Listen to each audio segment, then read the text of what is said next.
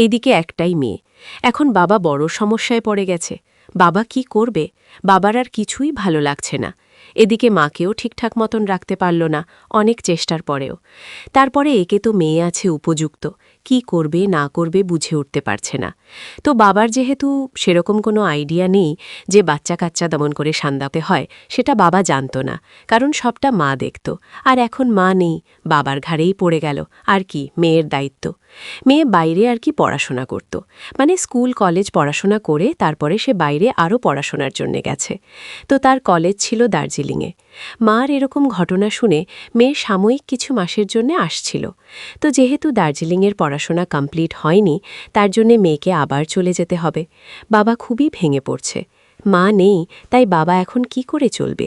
মেয়ের উপযুক্ত মেয়ে আছে, বাবার দেখতে হবে। তারপরে বাবারও বেশি বয়স না, এখন বাবা কিভাবে দিনগুলো পার করবে? এখন যদি বাবা বিয়ে করে তাহলে লোকে খারাপ বলবে, কারণ মেয়ের বিয়ের সময় হয়ে গেছে।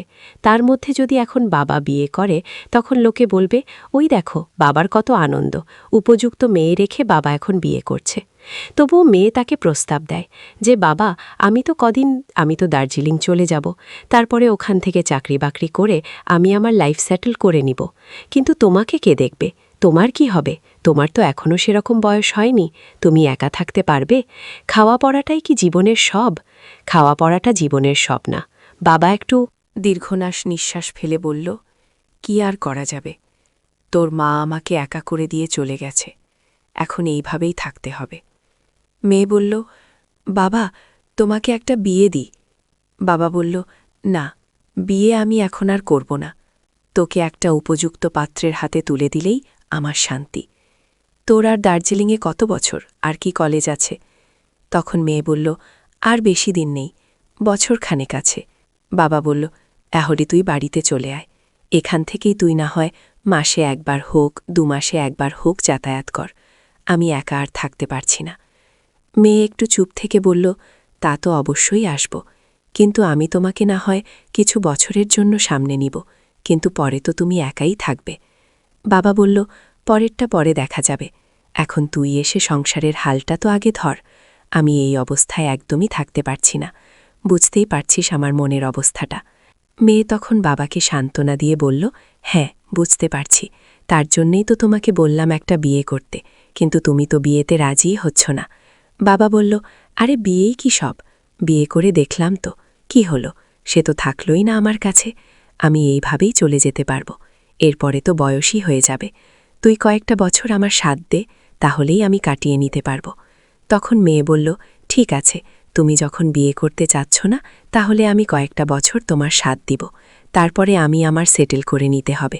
তুমিও তোমার দিকটা তখন তোমারই দেখতে হবে। যেহেতু এখন তোমার একজন দরকার, তার জন্য আমি তোমাকে সাথ দিচ্ছি।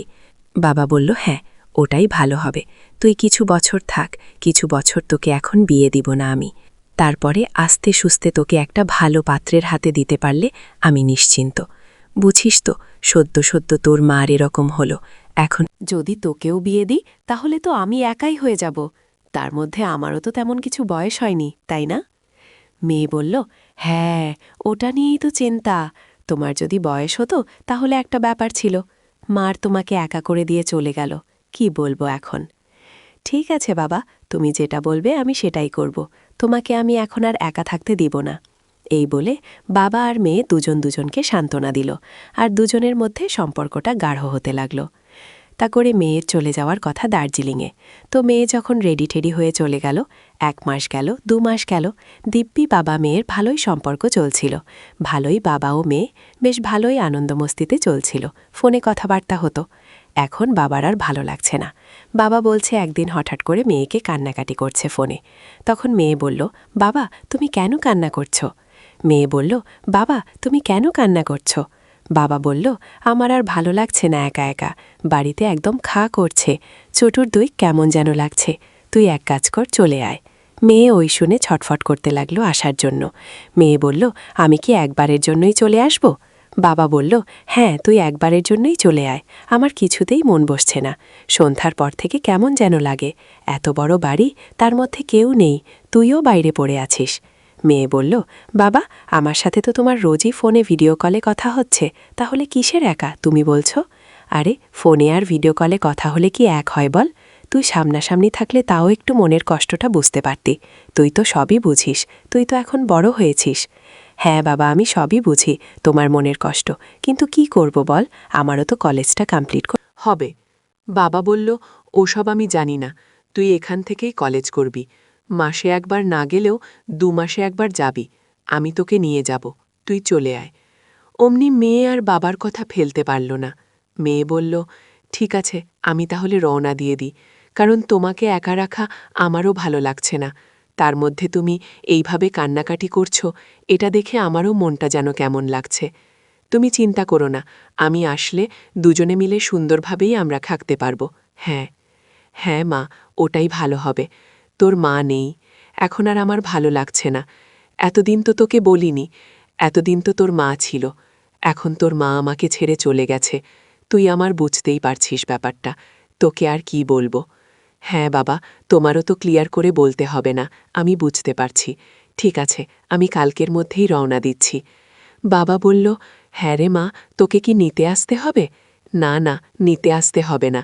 তুমি এক কাজ করো, তুমি আমার জন্য একটু ভালো ভালো রান্না করে রাখবে, আমি গিয়ে খাবো। অনেক দিন ধরে বাড়ির রান্না খাই না, আর এখানের রান্না তো অত ভালো হয় না। হ্যাঁ হ্যাঁ, তুই চিন্তা করিস না, তোর জন্য আমি ভালো ভালো টেস্টি টেস্টি রান্না করে রাখব। তুই আসবি, আমিও তোকে কবে থেকে দেখি না, তোকে মন ভরে একটু দেখব। হ্যাঁ বাবা, বলো তুমি কি খাবে, তোমার জন্য নিয়ে আসব। এক কাজ কর, তুই তো দার্জিলিংয়ে আছিস, দার্জিলিংয়ে কমলালেবু খুব ভালো পাওয়া যায়। হ্যাঁ বাবা, তোমার বলতে হবে না, আমি অনেক বড় বড় কমলালেবু নিয়ে আসব, তোমার কমলালেবু খেয়ে মন ভরে যাবে। হ্যাঁ ওটাই, কারণ দার্জিলিংয়ে শুনেছি কমলালেবু বিখ্যাত। তাহলে তুই ওখান থেকে আমার জন্য বেশ ডাসা ডাসা বড় বড় কমলালেবু নিয়ে আসবি। তুই জানিস আমার কমলালেবু খেতে কত ভালোবাসে? ভালোবাসে? হ্যাঁ জানি তো, ওই জন্যই তো তোমার জন্য এখান থেকে কমলা নিলে নিয়ে যাব। তুমি বললেও নিতাম, না বললেও নিতাম, তুমি চিন্তা করো না। আর ভাবছি তোমার জন্য এখান থেকে সুন্দর সোয়েটার নিয়ে যাব। শীতের সোয়েটার এখানে বড্ড ভালো পাওয়া যায়। মা থাকলে মার জন্য একটা শাল নিয়ে যেতাম, কিন্তু মা তো আর নেই, তাই তোমার জন্য এখান থেকে সোয়েটার নিয়ে যাব। আরে বাবা, অত সোয়েটার দিয়ে কি করব? তুই বুঝিস না, কত জামা কাপড় আছে। বেকার পয়সা নষ্ট করে আমার জন্য নিয়ে আসিস না গো বাবা। পয়সা নষ্ট হবে কেন?